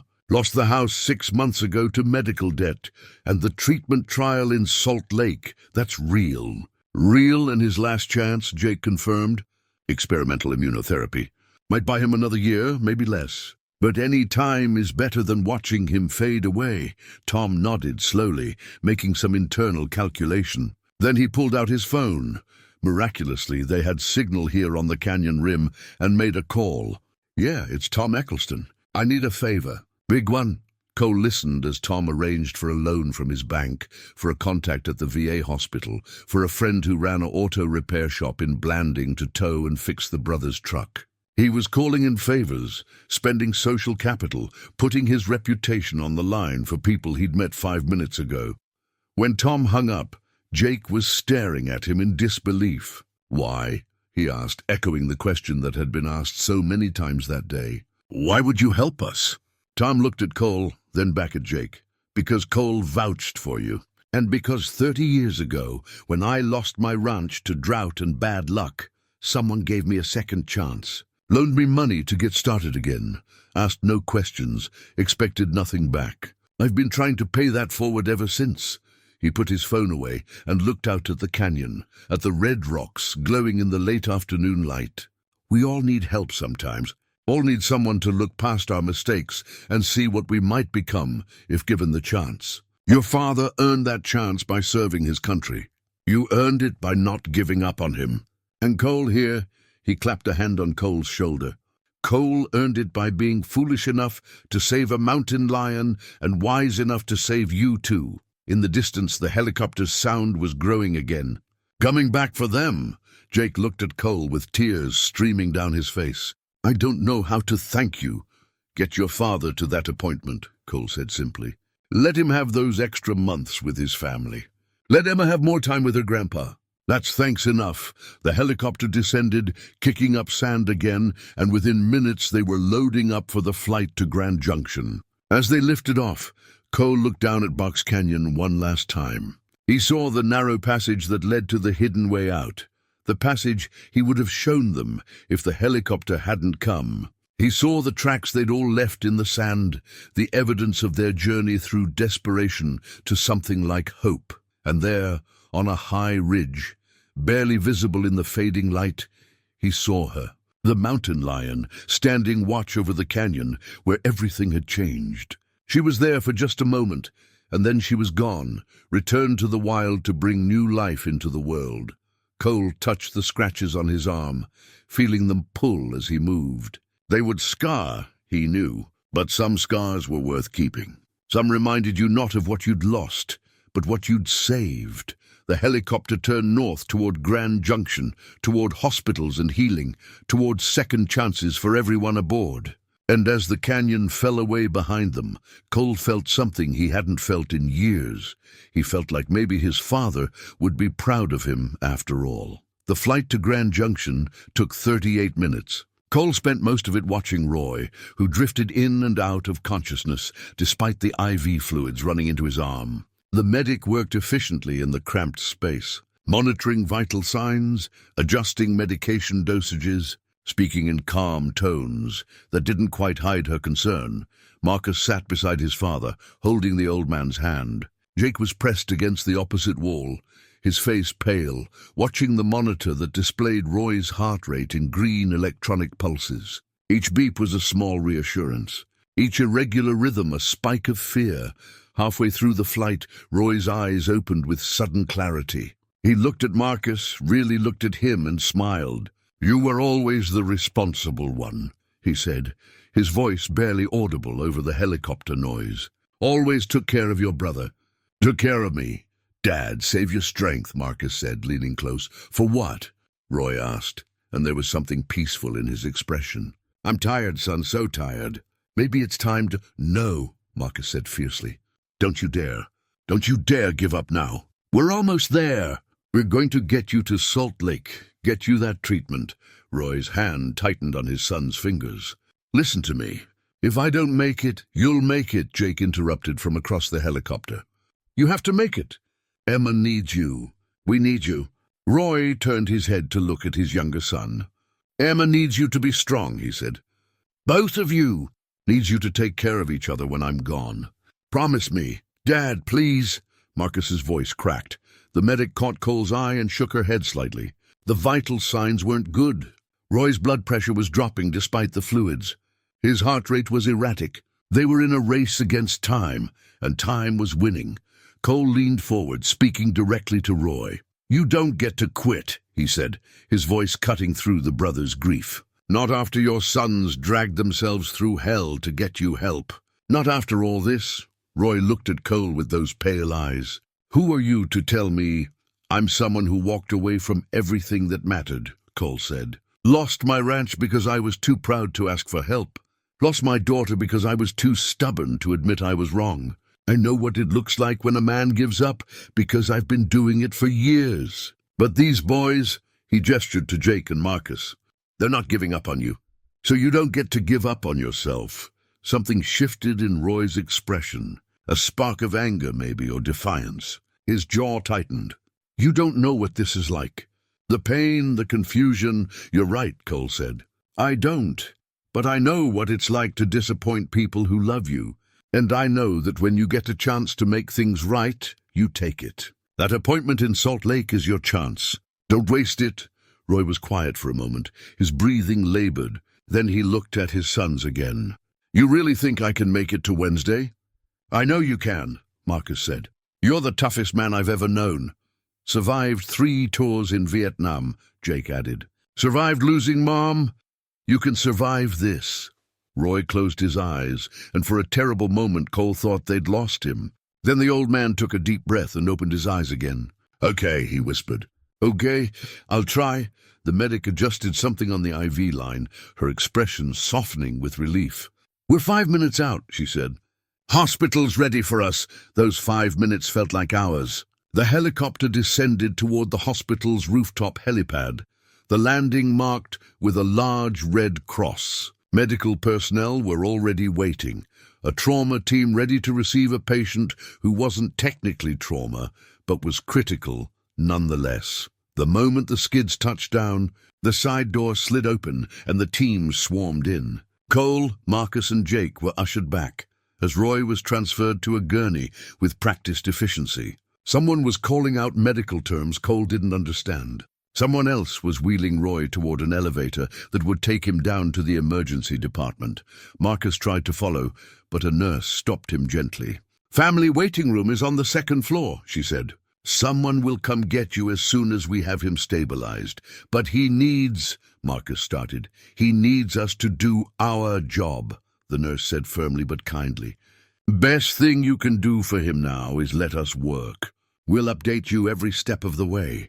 I promise." Jake put his hand on his brother's shoulder, and together they watched their father disappear through the elevator doors. The last thing Cole saw was Roy's hand, still bearing the tremor, clutching at the sheet that covered him. Then the doors closed. and they were alone on the roof, with the helicopter pilot and the setting sun painting the sky in shades of orange and red. Tom appeared from the stairwell, having taken an earlier flight on a smaller aircraft. "Status?" he asked. "Critical but stable," the medic reported. "Got fluids in him, regulated his heart rate.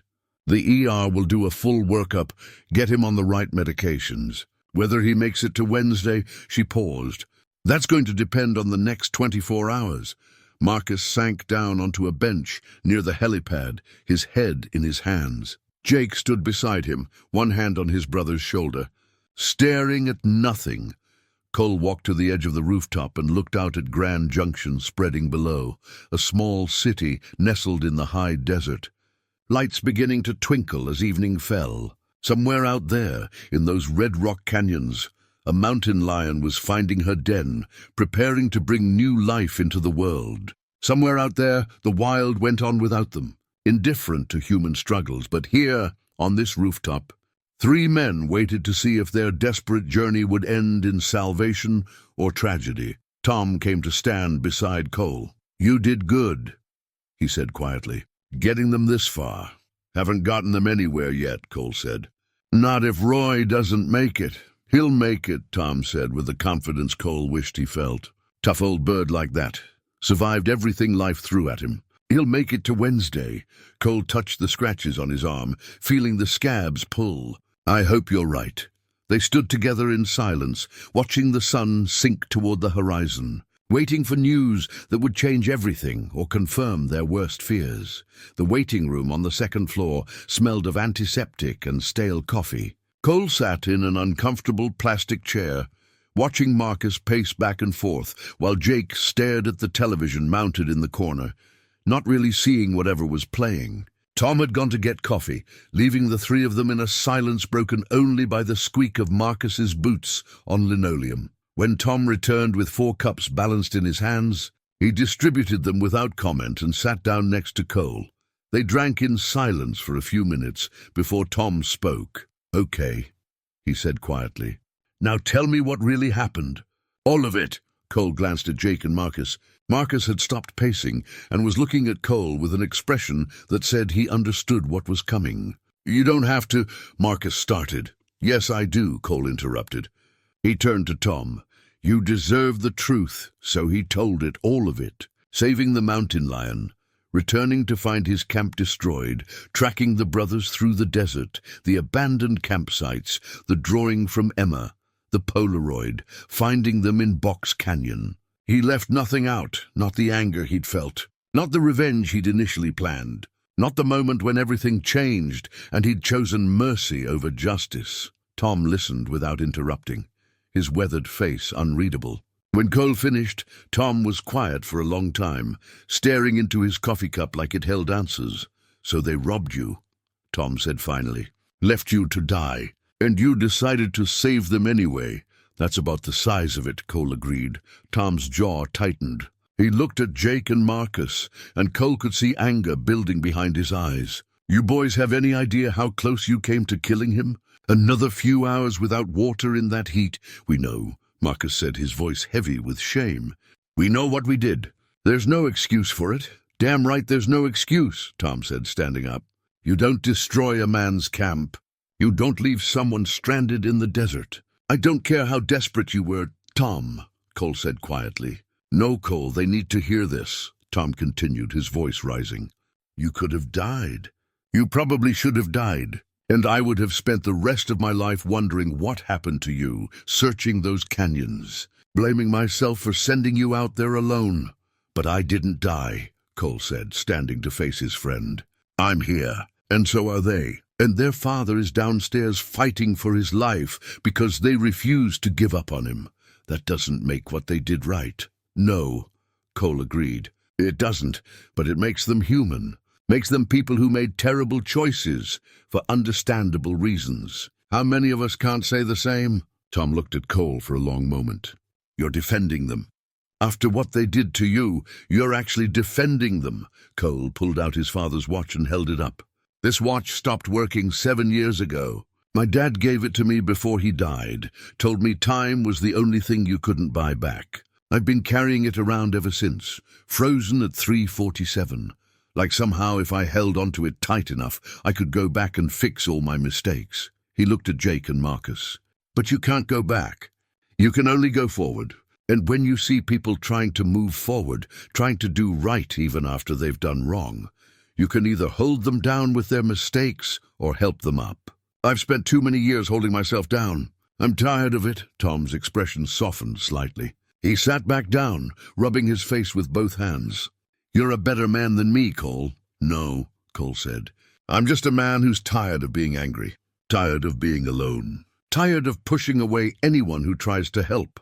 Tom reached into his wallet and pulled out a business card. It was old, the edges soft with wear, the print faded. He turned it over, and Cole saw handwriting on the back. Call me if you need anything. Tom, I gave you this 6 years ago, Tom said. After the bank took your ranch, after Margaret left. I told you I had work, told you I could help you get back on your feet. You never called.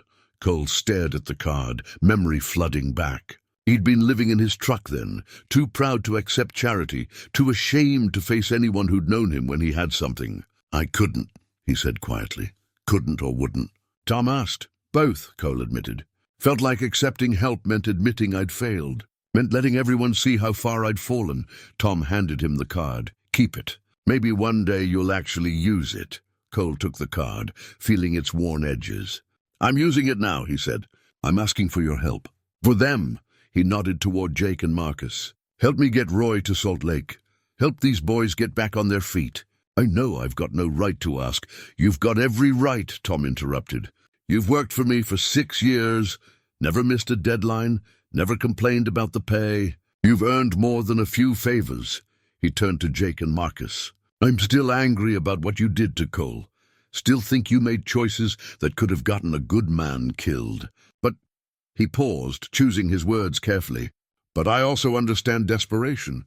Understand doing the wrong thing for the right reason. So here's what's going to happen. Jake and Marcus waited tense. Your father gets stable. We're getting him to Salt Lake on Wednesday.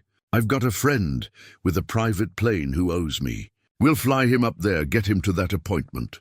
Tom held up a hand as Marcus started to speak. I'm not done. Your truck gets fixed. I'm covering the cost.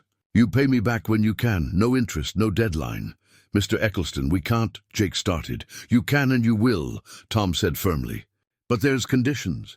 You both work for me until the debt's paid. Honest work, honest wages. You live in the bunkhouse on my property, save your money, get back on your feet proper. And you never ever leave another person stranded in the desert. We clear? Marcus was crying openly now. Yes, sir. Crystal clear. Thank you. Tom turned back to Cole. As for you, I'm offering you a partnership. Equal stake in the ranch. You know this land better than anyone. You've got skills I need. And maybe it's time you had something of your own again. Cole felt something crack in his chest. Tom, I can't. You can, Tom said. Question is, will you?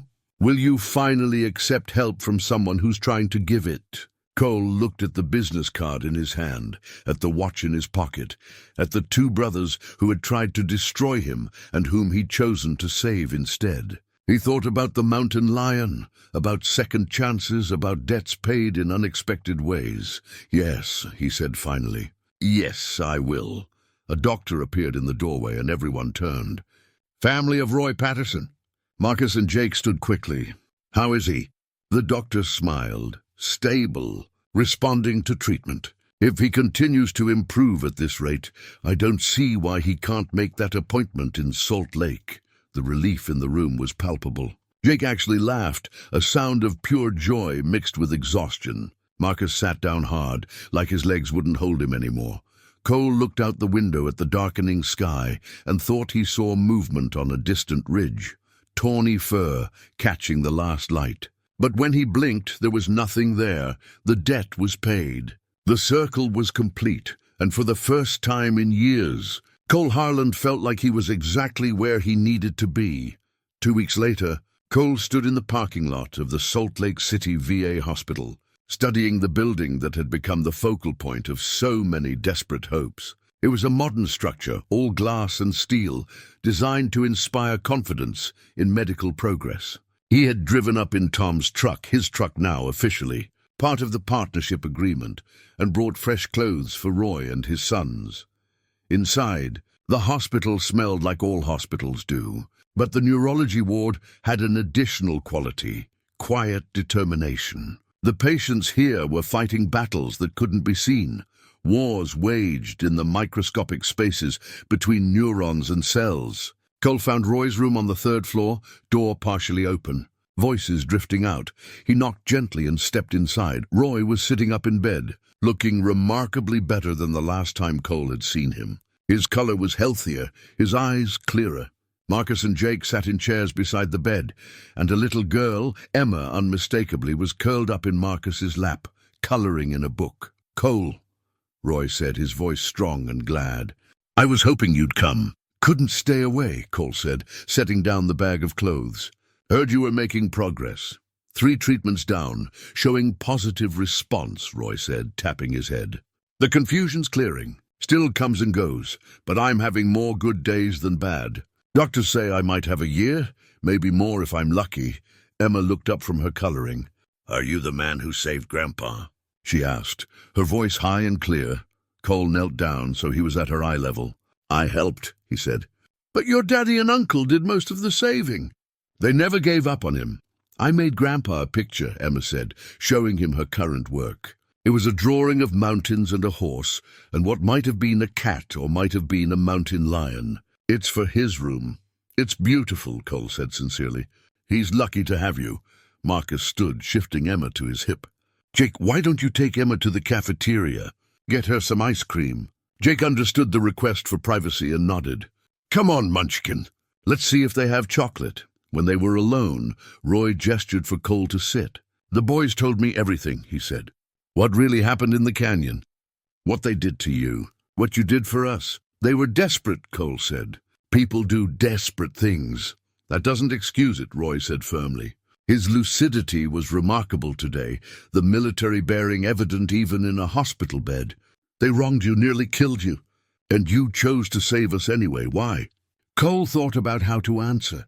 He pulled out his father's watch, the one that had stopped at 3:47, and held it in his palm. "My father used to say time was the only thing you couldn't buy back. I spent years carrying this around, wishing I could go back and make different choices. Fix my mistakes, save what I lost." He looked at Roy. "But watching you and your sons, watching Jake and Marcus fight for you even when it seemed hopeless, I realized I'd been doing it all wrong. You can't go back. You can only go forward. And when you see people trying to move forward, trying to do right even after they've done wrong, you have a choice. You can hold them down or help them up." Roy nodded slowly. "I was on that cliff too," he said. "Not literally, but in here." He tapped his temple. "Lost in confusion, holding onto a crumbling edge. My boys pulled me back. You helped them do it. That mountain lion, you saved her and her cubs. She led you to us. It's all connected, don't you see?" "I'm starting to," Cole admitted. "Do you have children?" Roy asked. "A daughter," Cole said quietly. "Sarah, she's 19 now. Haven't talked to her in 3 years. Why not?" Cole shrugged. "Pride. Shame. All the usual reasons men use to justify pushing away the people they love." Roy leaned forward, his eyes intense. "Listen to me, Cole. You saved my life. Gave me more time with my granddaughter, with my sons. Don't waste the time you have. Call your daughter. Whatever happened between you, whatever mistakes you made, they're not worth losing more years. I'm dying, and I can tell you with absolute certainty, time is all that matters. How you use it, who you share it with. That's all there is."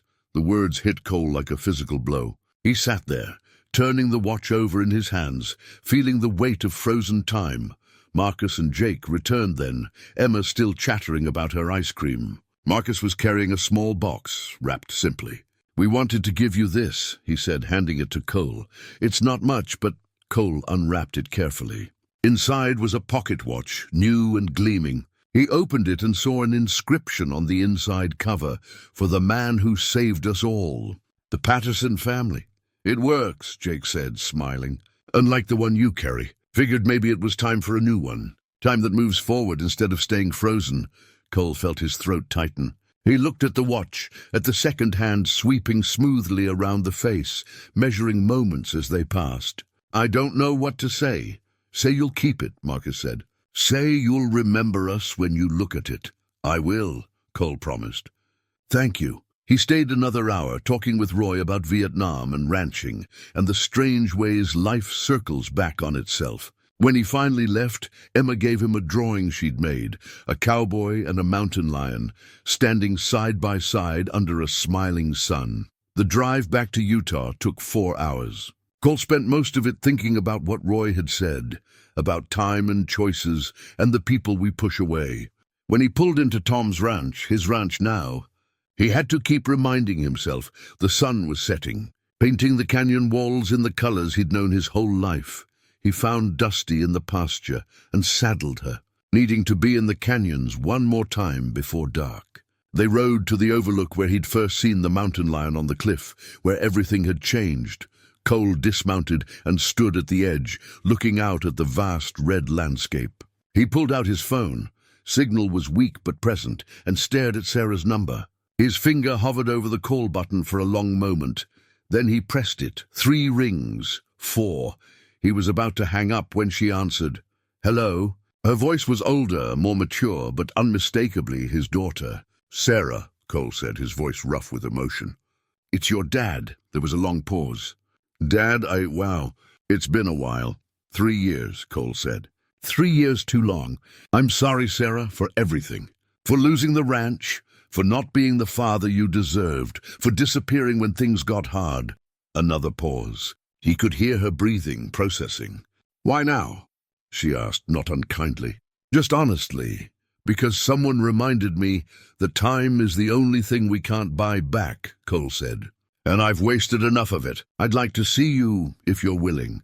No pressure, no expectations. Just, I'd like to try again, if you'll let me."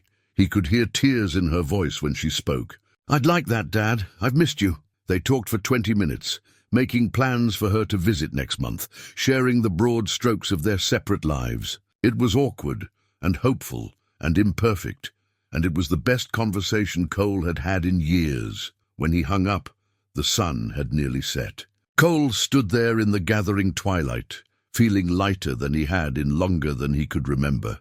The new watch ticked steadily in his pocket, time moving forward, carrying him with it. Movement on a distant cliff caught his eye. He looked up and saw her, the mountain lion silhouetted against the fading light, and beside her 2 small shapes, cubs, testing their legs, exploring their world under their mother's watchful gaze. Cole smiled. She had made it. They all had made it. The lion seemed to look directly at him across the distance. Then she turned and led her cubs away into the rocks, disappearing into the wild that had birthed them. The debt paid, the circle complete. Cole stood there as full darkness fell, watching stars emerge in the vast sky above. He thought about mercy and its costs, about the strange arithmetic of saving lives, about how one choice to help something wild had led to saving strangers who became friends, to reconciling with his daughter, to finding a home again after years of wandering. Sometimes doing the right thing costs more than you can afford. But sometimes, if you're very lucky and very foolish and very brave, it pays you back in ways you never imagined. Cole touched the new watch, feeling its steady tick against his palm.